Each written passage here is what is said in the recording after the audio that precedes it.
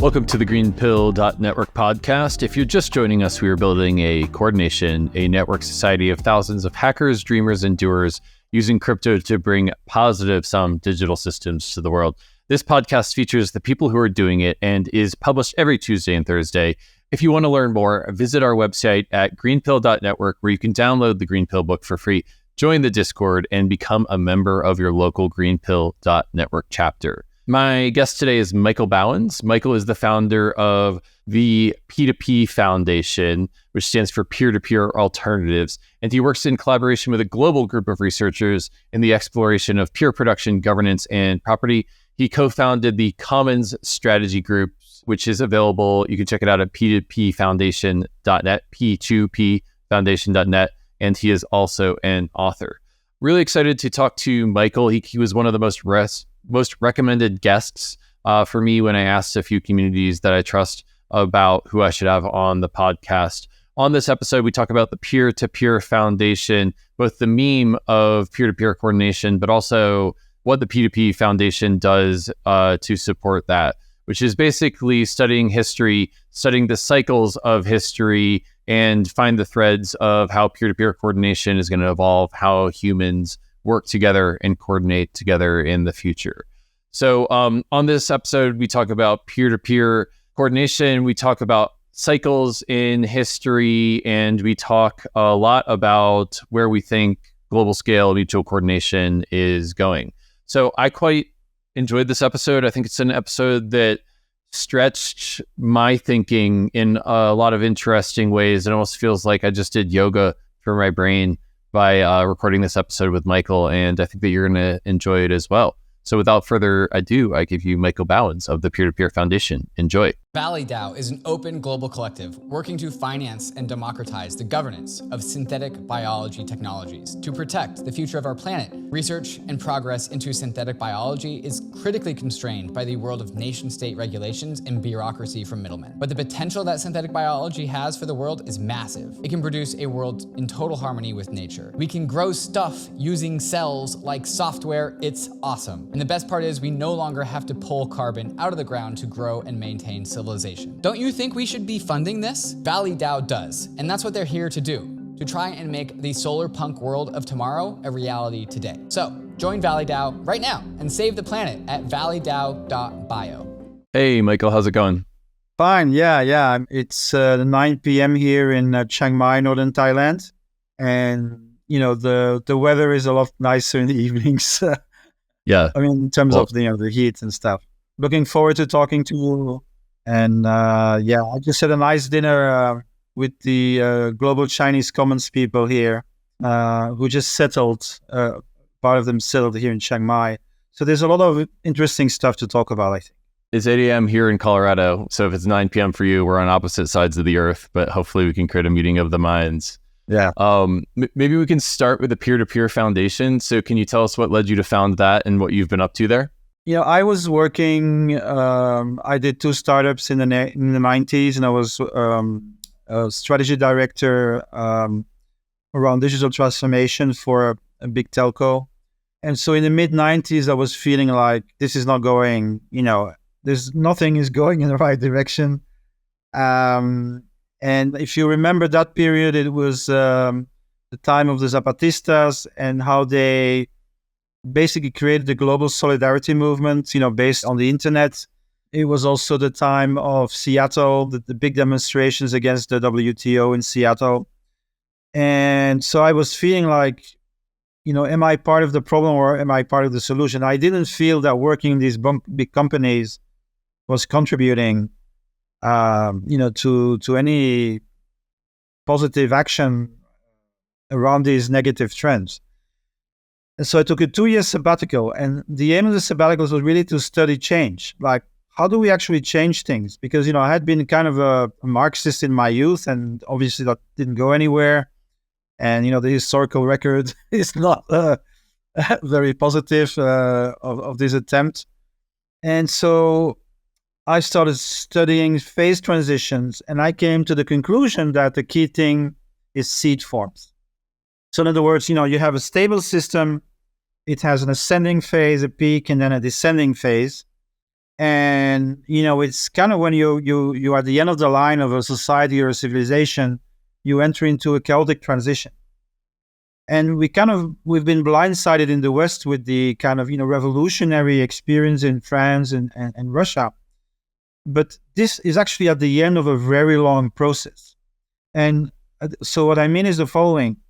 So when the old logic is no longer working to solve issues and actually exacerbate the problems, then you need people to exit the system and to start experimenting with new logics, right? And so seed farms are communities that will start experimenting with solving certain issues according to certain new logics. Just to make it clear, like historically, you could say, in the 11th century, we invent purgatory in Europe. And that was very handy because the cities, you couldn't get enough money, and you couldn't lend money because you went straight to hell. So purgatory, was like ideological hack to allow Christians to lend money to each other, right? So you have their premise of a more capitalist world order, and then the printing press, right, would allow entrepreneurs to copy writing and books and spread it very, very fast throughout the continent, faster than the old feudal institutions could control it. And so you could find like a double entry book accounting. So all of these things would eventually form the basis of a new type of society, right? So they interconnect, then they form a subsystem, and eventually they become the dominant system. And so I was asking myself, so what is the seed form today? And it was clear to me then, and it still is now, that the peer-to-peer dynamic is the key. So because we've never been able to do that. So the kind of like person-to-person, small group trust was only functioning at the local level. As soon as you scaled, you had to have basically command and control, right? And big would always win from small. So I don't know if you're familiar with Jordan Hall's formulation, which I think is very, very useful. So he says, you have sublinear and superlinear relationships. So if you double the body, you don't double the brain. The brain only grows 85%. So that's a sublinear relation. You lose efficiency when you scale up. But the city is superlinear. So you double a city, you get more than twice the amount of innovation, and the level of the wages goes up. And so that's 115%. And so the key argument here is that peer-to-peer networking is superlinear and replaces the necessity for physical proximity with digital proximity, right? So non-local collaboration is the key. So we've scaled up non-local cooperation. And okay, this may sound a bit crazy, but I'll say it anyway. So think about when we invent writing, right? 5,000 years ago. It creates a writing elite. And the writing elite will become like the managerial class that will serve the kings and the clergy and from before the 16th century was always a minority, 2%, 10% that could read and write and had this privileged position. Now we have coders, right? And coders, it's a new language. There's only a minority in the world that can code. They have access to their own means of production. So they're very much like craft workers. They're not like industrial workers, but they don't control the networks that they need, right? And so what is crypto in this context? Well, this is the coding class, right? Which is trying to create a world at their image and creating seed forms and experimenting with seed forms.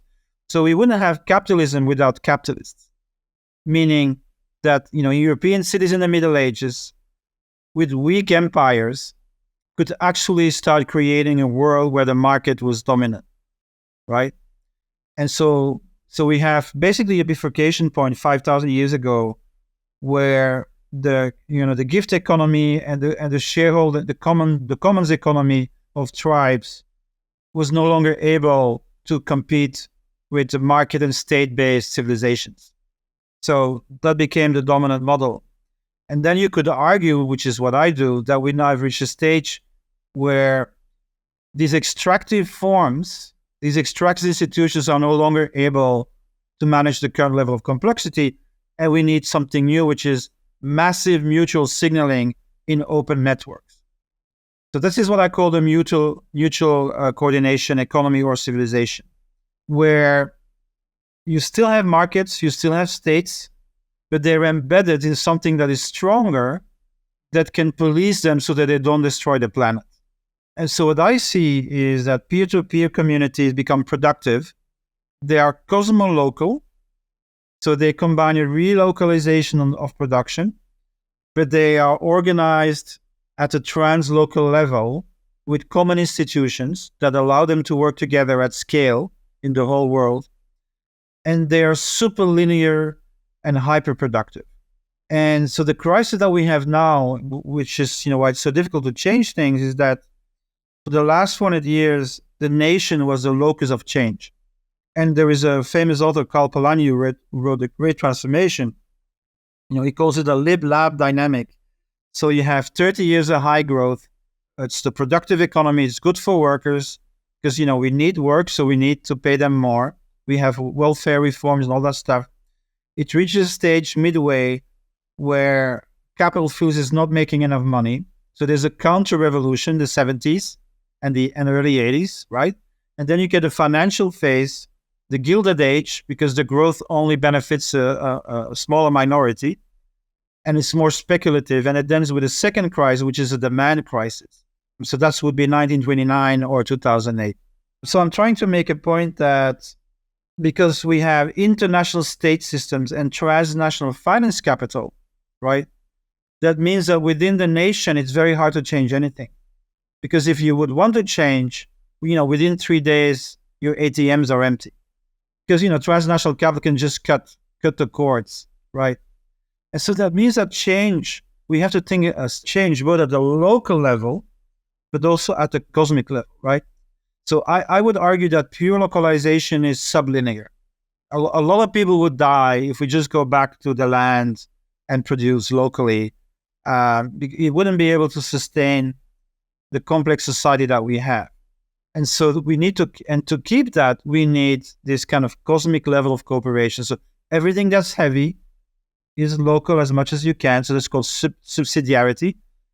And everything that's light is global and shared. And I think this is what we're groping for. I think that what the crypto community is doing, what the open source community was doing, what urban commons are doing is developing this alternative. And the way you have to look at it is that, the mainstream institutions are losing their legitimacy. People lose more and more trust in them. But then at the bottom, there is something new growing, which is, like a potential seed form for a new form of human civilization where the translocal is just as important as the local. Okay, so that's like the big picture interpretation of what I'm trying to do. And so the P2P Foundation was a vehicle to get that knowledge, to observe, to document, to try to synthesize. So the way I called it, the organic intellectual of the commoners, right? The collective intelligence of the commoners. Thank you for that. I feel like we're distilling many years and decades of thinking into only 5 minutes. But I'm going to just try to play that back to summarize it for the audience. So the P2P Foundation is a vehicle for this worldview that you have, which is that peer-to-peer, this is going to be really reductionist compared to what you said, but peer-to-peer coordination is going to replace nation-state coordination. And we're in this sort of like cyclical world in which the nation-state coordination has kind of had its cycle of being a seed and then growing and then sort of declining in legitimacy. And now because we have technology, we have coders, we can imbue peer-to-peer coordination that's actually translocal, and that's super linear. And super linear means it's better than linear in how it scales, as opposed to other forms of coordination, which are sublinear. I'm missing a lot of details here, but how does that sound playing it back? It's a very first summary. And so let me add another layer of history to this. So this is from Michael Hudson in his book, The Decline of Civilization. So he makes the following claim, and I think this is a believable claim. So since 5,000 years ago, we have basically two competing models, and that is the Eastern Eurasian landmass had imperial forms, state-centric. The father emperor protects the people from the market. The mandarins rule, not the merchants. But in the West, we had, in Greece, for the first time, the merchant class took power. And that created a revolution that created democracy. So basically, you have a Eastern polarity, state-centric, land-based, harmony-seeking, and we have a more democratic, antagonistic, merchant-driven Western polarity, right? And they're fighting it out at this moment. But both of them are based on competing for rival resources, either through states or through market mechanisms. As we enter overshoot, this becomes really dangerous and dysfunctional because we're going to fight for scarce resources. So this is the problem we need to solve, right? So until now, we had cycles of civilization, ascending, peak, descending, collapse, transition to something new. And civilization never died. It just slightly displaced itself, right? So the Western Roman Empire collapses, but it moves to Byzantium. So in a way, civilization as such never died. There was a lasting central civilization, networks of cities with high levels of knowledge and interconnection that actually never disappeared. But the very fact that we now have overshot the whole of the planet creates a new situation. So here's my thesis is then that the commons is the regenerative institution. Markets and states are extractive institutions. They need competition, they need growth, and they're dynamic so that they do solve a lot of issues. At the same time, they have a very hard time limiting themselves without collapsing. And when you have collapse at a global scale, then you need to say, well, that's not working. Like, we cannot afford a collapse at the global scale. So how do we? That's the meta crisis, right? That's the meta crisis. Is that it's not just this or that crisis. There's like something else that's behind it that is transcendent, for the different crises, right? And you could argue that it's accelerated by AI and all of that. So, but essentially, it's an inability to grow within bounds. That is really, I think, what the problem is. So the commons is mutualization. If everyone has a fence and your apple tree dies, you're hungry. If you share the apples with your neighbors, there's always a neighbor who will have apples.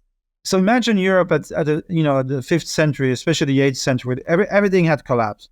So in Italy, there's no more food because they had slaves doing olive oil and wine, but the food came from Egypt. So when the empire collapses, there's no food in Italy. So then you have a craft agrarian congregation, the Benedictines, and the rules of Saint Benedict, right? In 50 years, they're going to restore the food production in Italy. But they are a collective institution. That means that all the surplus that they're creating goes into common infrastructure. That's very competitive. There's no waste into like a rentier group. No, it's everything go. And so they would split, when they have a certain size, they would split like a bee swarm. So that was a sister census in the 11th century. So they create a surplus, and that's taken up by the guilds in the cities, right? And they own their own machinery, and they create a surplus in the city.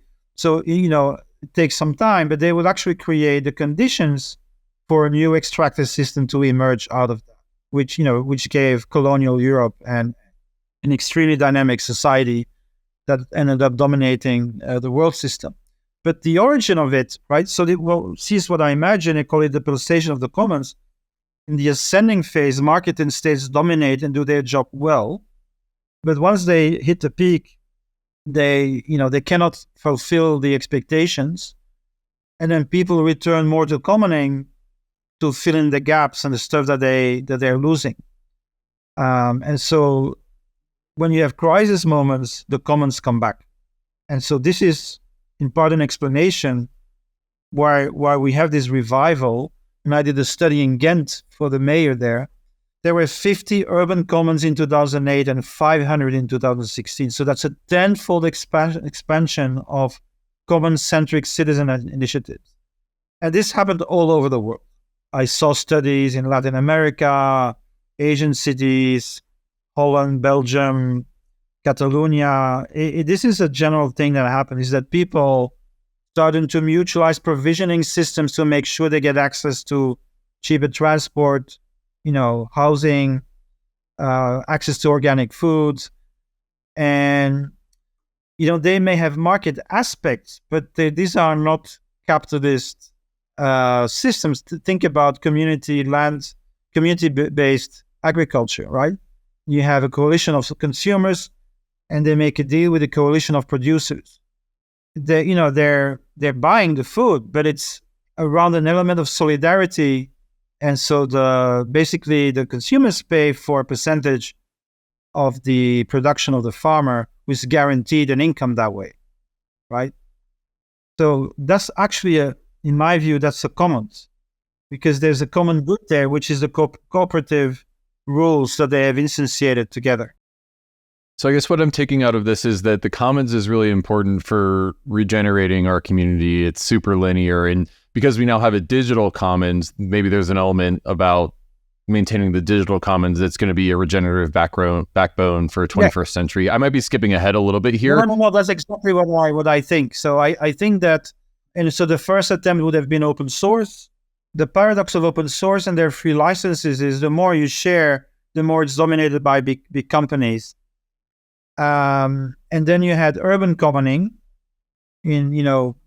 probably by the crisis. And then you have crypto, which in some sense has solved the economic issue of the open source communities and is building infrastructures that are commons. So for example, I would be critical of public goods language, because I don't think you're making public goods. I think you're producing commons, because normally public goods is actually state goods. Definitely, You're not making state goods. What you're showing, and what you're trying to do is showing that there is a functional equivalence between what decentralized networks can do versus what markets and states can do, right? And that is what you're trying to intuitively prove and say, so here's another way. And I'll stop with this before, and let you react to it. But here's what I think. So the 19th century had a free market domination. It started very badly with working class people dying at 35 years old until the 1850s. Eventually, at the end of the century, they had quintupled their income. But it wasn't easy, right? But it created so much tension in society that you ended up with the First World War. And the reaction to this was, okay, we need something else than markets. It has to be the state. So the reaction to it, in some way to the market failure, or the perceived market failure, was to say, we need a total state. So communism and fascism, right, were the answer to that. Like, we need more state to tame the beast, to tame the animal spirits that led to World War I. At least that was the view, right? And that led to the Gulag and fascism in Germany. And then we ended up with some kind of hybrid compromise, the welfare state model. Both in the US with the New Deal and the Scandinavian model. And it seems we also reached the end of that. So this is from Peter Pogani, an Hungarian political economist. He says, okay, you had a global system before Napoleon, a proto-global system, but it ended the chaotic transition, the Napoleonic Wars. Then you have the Smithian system. It ended in a chaotic transition of World War I and World War II. Then in the welfare and neoliberal system, which ended in 2008. So we are now in the chaotic transition. And so probably the mistake of the welfare state is that we made a compromise with the capital and labor in the West, but not outside of the West. So that created a lot of issues in the global South. And then that's really where the hockey stick of matter energy usage started, right? So industrialism itself was already problematic, but in the 50s, it's like this. So it's unsustainable. For the audio listeners, you're holding your hand up in an arced, yes, which I think stands for an up and to the right graph. Energy usage was going up. So Peter Pagani says the next system will have to be a renewal of the social contract, but at a global scale. Strong multilateralism instead of weak multilateralism. So we need better protection of commons, of life and diversity and scarce materials. And so basically we need a contract with nature, a new contract between humanity and nature, right? And that's very fundamental. And that's actually a civilizational change, because civilization was, we need to dominate nature. And that was, civilization is the relation between the rural and the urban to manage irrigation. That's how it started, right? And now we're saying, well, that pure domination idea of man over nature is now actually counterproductive. So how do we do that? How do we create new types of relationship with, what we all depend on, right? So these are, I think, all the issues that are related to the idea of the commons. Because the commons is a protective institution that says, you can do this, but not that. You look at Switzerland and Austria and Japan, why is it so green? It's because the villages manage their mountain slopes as a commons and have protected over hundreds of years so that their children and their children's children can still benefit from them, right? So it's a protective collective agreement, but it's not the state. This is the key thing for my libertarian friends to understand. We are not advocating a total state. We are advocating free agreements between people to protect what they all depend on. We've kind of established that the commons is the thing that we're trying to protect, and that it's super linear, regenerative for society. And I'm wondering if we could shift the conversation towards, what are you seeing that's exciting in the web right now that you feel like is really implementing this vision? I think there is one big danger that you probably will agree with this, right? So there is a danger for an elite, especially for nomadic elite, to think we can escape the catastrophe. If we have our Bitcoins and our blockchains and if Greece collapses, we can go to Portugal. If Portugal collapses, we can go to Thailand, and et cetera, et cetera. I don't think that's a realistic option. So you cannot create an utopia without the people, because they will come for you. And so there is this new sociological language, which I think is very pertinent. So, this is David Goodhart, Eric Kaufman, Matthew Goodwin, the somewheres and the nowheres, right? So you have, and this explains 90% of our politics, including the culture war. So you have the people who can't move, they're not digital, they don't have the skills, and they have been facing the full brunt of neoliberal deindustrialization. And they want to protect their territory, and they yearn for how it was, right? And that is the stimulus for Trump and Brexit and what is called the populist right. And this is where the working class is. If they vote, that's how they vote. But a lot of them don't vote. But when they this is the non-digital native working class. Those are called the somewheres in this new language, right? And this is not just a vision, because actually this is how people vote. People don't vote on their objective class; they vote on their cultural class. So so that's why culture is so important. And then we have the nowheres, and we can move around, and so the danger is this separation, right? And I think this is what needs to be healed, and this is where crypto has largely failed, I think. And then I went to Montenegro, to Zuzulu, Montenegro, and I had my skepticism, because what I was seeing is they're developing all this interesting stuff. It's a great experimental field, but it's all about how to manage the money and flow the money, and what are they actually doing in terms of like regenerative economics. And I didn't see a lot of practical things. And then I saw that those who do that, they're not connected to crypto at all. Let me ask you, Zuzalu had a bunch of different weeks. There was AI, there was public goods, there was network states. Which week did you go to? So I was there for the network state with, what's his name? Sorry, Joshua, from the Blockchain Socialist, and Primavera Filippi from Harvard. And that was really interesting. But I met my Chinese friends there, where a lot of people from the global Chinese Commons were there. And when they told me that they were managing their estate through crypto, that for me was like a moment, because I said, wow, okay, this is different. They're not just managing their money, they're managing their life and their physical property.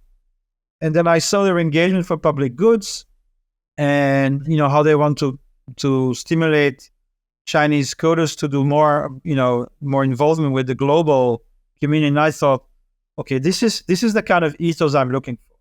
So, and I saw that in Zulu, and I can tell you another, this is purely subjective, but so I was sitting at a table and there was a guy, a deep adaptationist. They think we already fucked. There's nothing we can do. We can just prepare for the worst. There was a greenwashing impact investor, and I'm being a bit mean here, but you know what I mean. And there was a climate denier, and you know what? They were all talking together in a friendly fashion. And I cannot tell you how rare that is nowadays, that these conversations can even take place. And I think the reason you can do that is because you have a commons. So whatever you think about 101 different issues, you're all building an infrastructure that will be useful for everyone. And so that commons create a joint identity, a contributive identity. And so that kind of said, oh, wow. So that I'm really, that is really interesting to me. And so I have to say, mea culpa, Kevin, I had a bit ignored the kind of work you were doing. I was just doing other stuff for a while. I was, looking at history and reading Spengler and Toynbee, and I was looking at all these long-term things.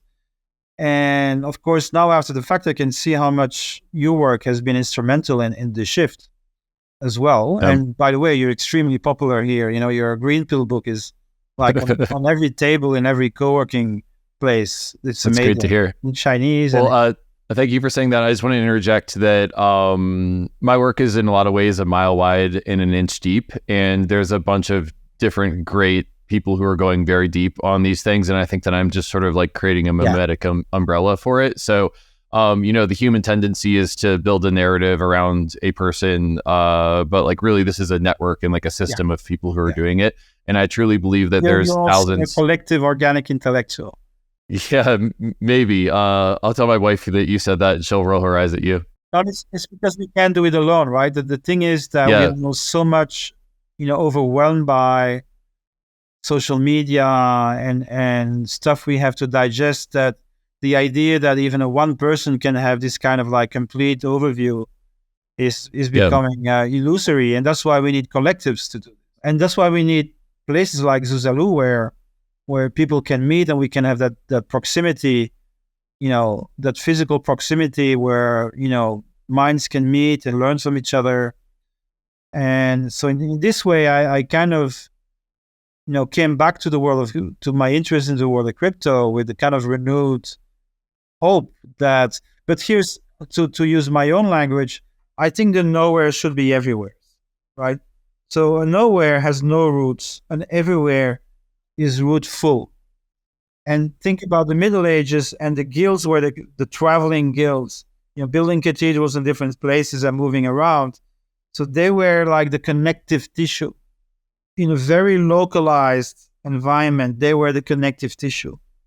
And I think, so if I have a wish, that is that the people who are doing the real urban commons and the crypto world would somehow connect to each other and build tools that are useful so that we can, accelerate these types of mutualization that we need to survive. And let me just tell you this, the reason we need to relocalize is that we spend 3 times as much transporting things and making them, right? So this is a vital part of the transition, is that we have to become reasonable about moving matter around. We can move ideas around, but we have to be more careful with moving matter around.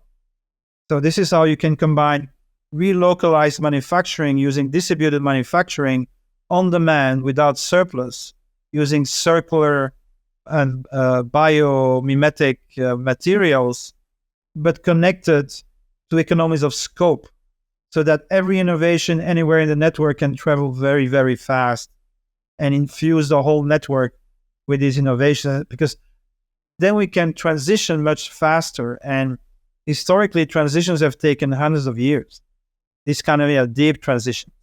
And it's doubtful whether we have that time.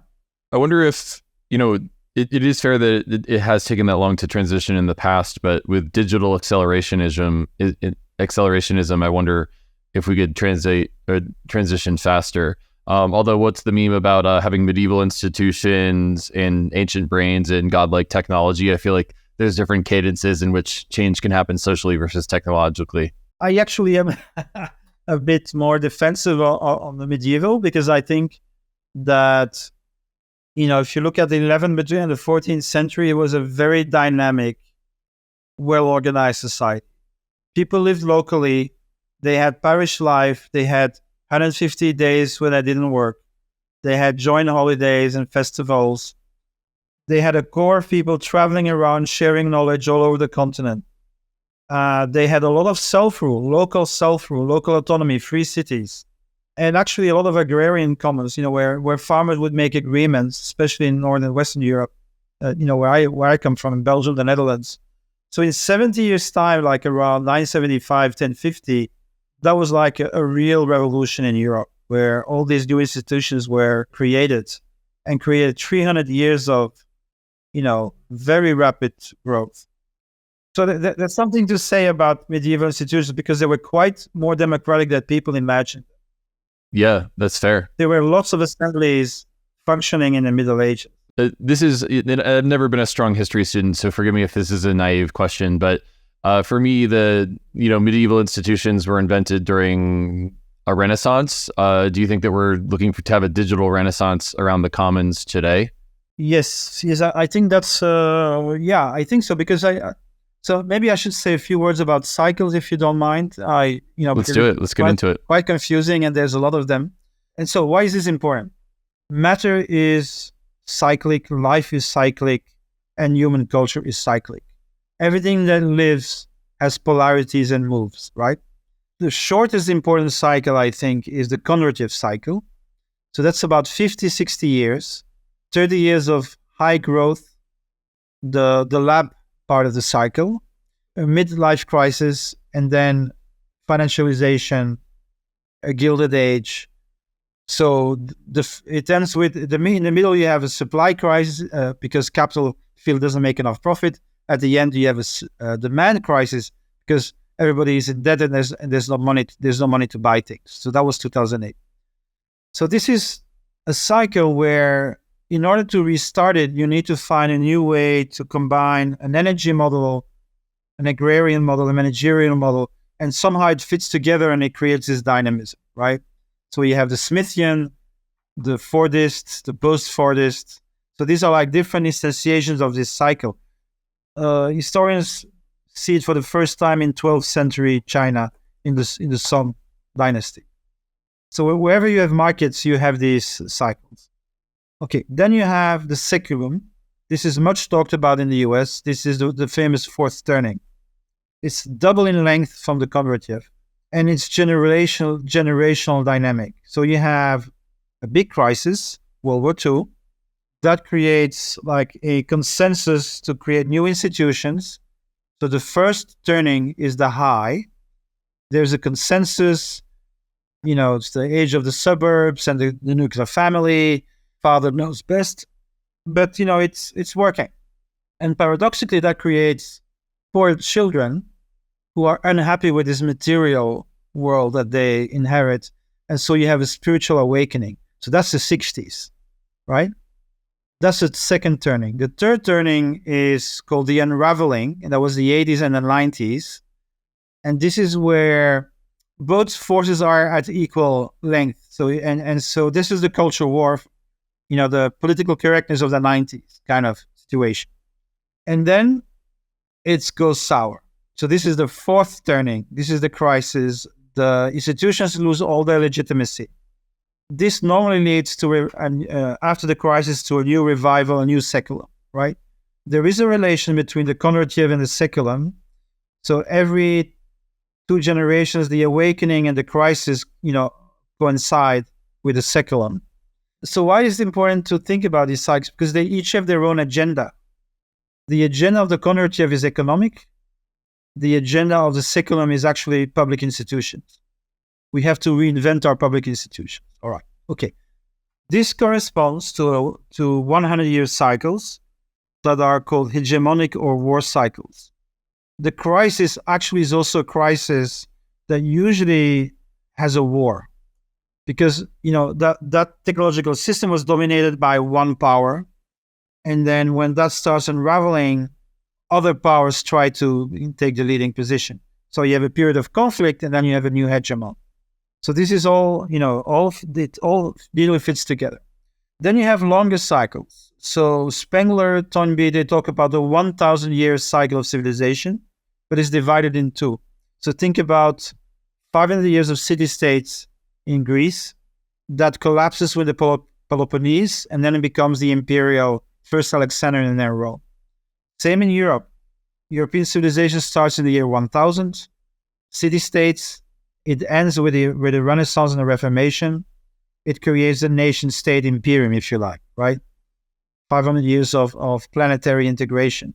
Every 500 years, you have a fundamental change that is almost like a reversal of mentality, from decentralized autonomy to centralization, for example, and vice versa. So, capitalism is not feudalism.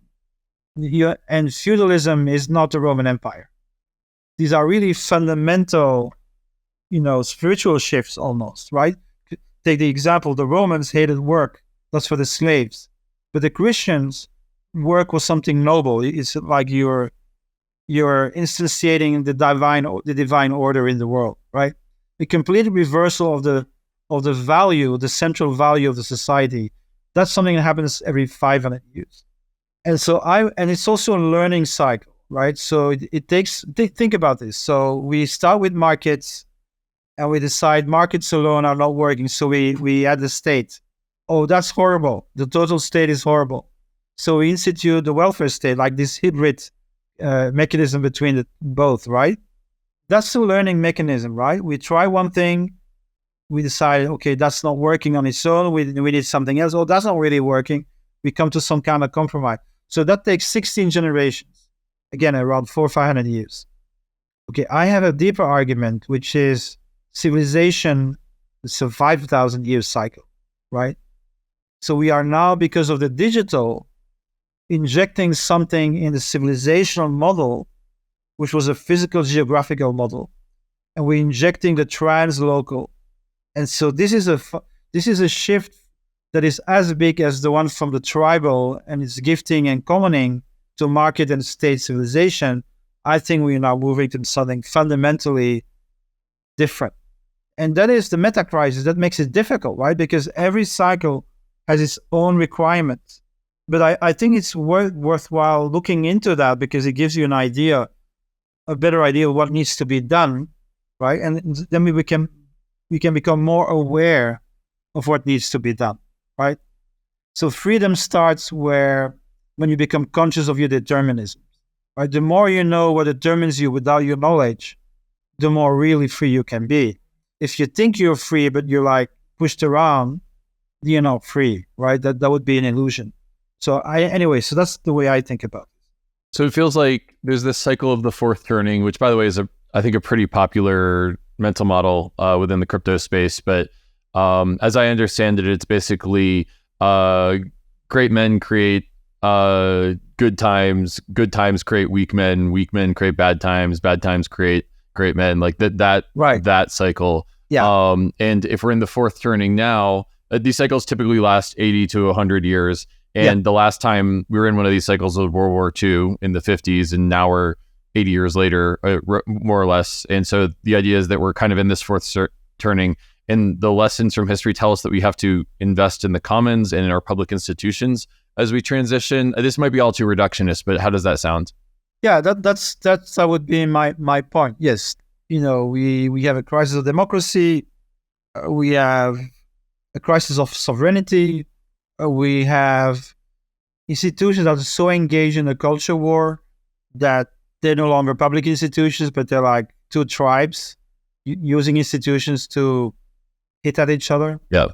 What I'm trying to explain is that, there's some kind of dynamic going on in transitions, right? Which is, so the system can no longer manage the complexity it has with the means at its disposal. So either because it's weakening or because some new medium creates more differentiation. And so you can either then collapse down, which would be like a dark age dynamic, or you can move up. More complexity, more integration of the differentiation. But while this is happening, because the common narrative is disbanding, you get fragmentation. And because there is fragmentation, you get polarization. Like, who is most like me that can defend me in this struggle, right? So you get the pagans against the Christians, the Reformation against the Catholics, and the culture war as kind of examples of this fragmentation, polarization. The thing is that historically, the solutions are not in that conflict, right? So you take, this is from Toynbee, he talks about the Jews around the year 0. You know, you have the zealots who want to rebel against Rome. They will be butchered. And then you have King Herod who wants to compromise. But the guy who becomes a dominant figure is St. Paul, right? And he's neither one nor the other, but has made some kind of new integration that somehow fitted what the society needed at the time. And so his type of Christianity became the vehicle for this transformation. And so that's the way it's not that I have all the answers, of course not, but what I'm hoping to do is to share insights and patterns that we can see and give hope to the seed forms actors, right? So that they can interconnect and discover what is the common logic that they are engaged in, and then create appropriate means of coordination and coalition building so that we can become a force for change. Yeah, I mean, the historical context, I think, is really a huge value add for me. I was not a good student of history in high school. I don't know how much the audience was, but with my computer science degree bias, just the sociopolitical stuff is interesting now that we're building digital systems that will affect these social political systems. So this has been a really fun conversation for me. And I'm wondering, as we wrap, where should people go to find your work, Michael, online, and how can they get involved in helping you with make your vision come true? First, I have a wiki.p2pfoundation.net, which is a very, very rich resource. And I've been working on this 15 years, 25,000 articles, 1 billion views. So this is like a documentary wiki. It's not visually appealing or anything, but anything open source, open commons. I have sections on crypto governance, crypto economy, about thermodynamic limits on the earth, mutual coordination mechanisms. So this is, I think, a very rich resource. And then I actually launched a Substack yesterday. So let me share that with you. That's fourth generation civilization.substack.com. And it's 4th generation. Civilization is one word. Fourth generation civilization.substack.com. And so I posted my first article. So I'm quitting Facebook because it's just too much censorship. It's just grief every day there. Substack Notes is, very pluralistic medium. Lots of high-level people are there. So this is where I will be starting to write articles and do what I call structured curation. So structured curation is you take a theme and then you recommend what people should watch and read around the theme so that they can kind of like self-study. So this is what I'm going to do there. And so also help people understand, civilizational history and how transitions have functioned in the past and what patterns we can see. And, it doesn't aim to be an ideology. It aims to give you tools so that you can think better, basically, and orient yourself in this kind of, chaotic world that we're entering. Thanks so much for appearing on the GreenPilled podcast, Michael. I think it's really a value add to the work that we're doing in the space, and I hope to build bridges between the GreenPilled listeners and your work in the future. So thanks again. Yeah, thanks for the opportunity. It's great for me to be reconnecting with the crypto world after a bit of doing other stuff. But I do think that you are a historical force, I hope so. Yeah. And I hope we, use that force for the highest thing that we can use it for. Absolutely. Yeah. And thank you for doing your best on your side to push that part of the agenda. Yeah, likewise. All right. All right. Well, thanks so much. See you later. Peace and love. Yeah. All right. Thank you.